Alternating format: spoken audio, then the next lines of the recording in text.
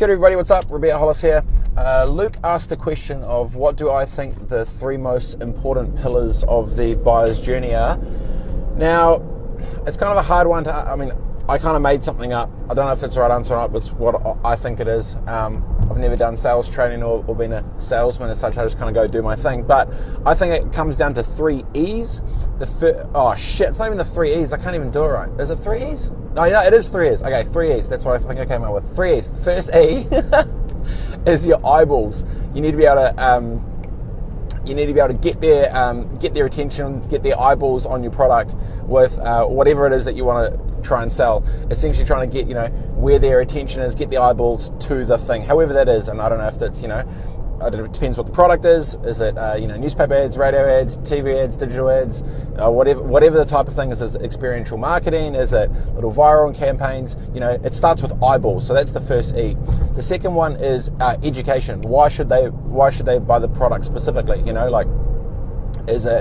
Is it twice the battery performance? Do I need to get the iPhone 7 over the Samsung because it has the better retina display screen, a bigger, whatever that is? Yes, I will, but then that's obviously because I like Apple. But so then it becomes about education, being able to do that in simple and clear ways. It's actually quite interesting when you think of the education bit, how some brands actually try and sell it. Like I'll always drive along and I'll see lots of billboards, and when you're driving, it's quite hard if there's a shit ton of text and there's a whole bunch of imagery and there's a whole lot going on. Actually, no.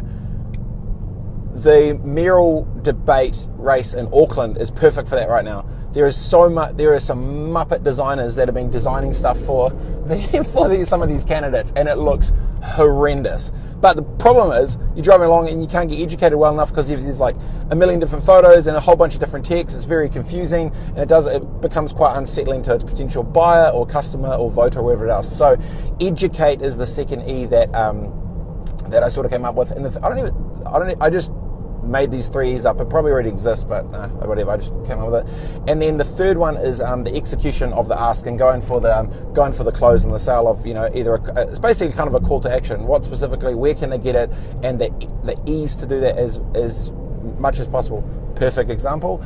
I was watching the Apple keynote thing yesterday morning. They're talking about the new earbuds. Usually with those, that you need to try and sync them and this and that, and it gets quite niggly with going Bluetooth on, off, searching for it, pairing them, holding down, all the rest of it. Basically, very, very easy. Push the button, done. So it's really easy to execute to be able to use them, or call to action to be able to buy something, whatever else as well. So the 3 E's that I came up with were for the most important pillars for the buyer's journey were eyeballs. Somehow get their eyeballs on whatever it is you want to sell.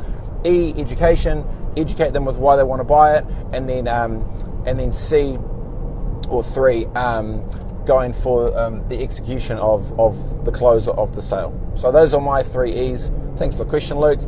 I don't know if it's right, but it kind of makes sense to me, because if you get my attention and you tell me how rad it is, and then it makes it easy for me to get it, and if it makes my life better, I'm probably going to buy it. So that kind of makes sense, but I'm sure it tweaks out for every different one.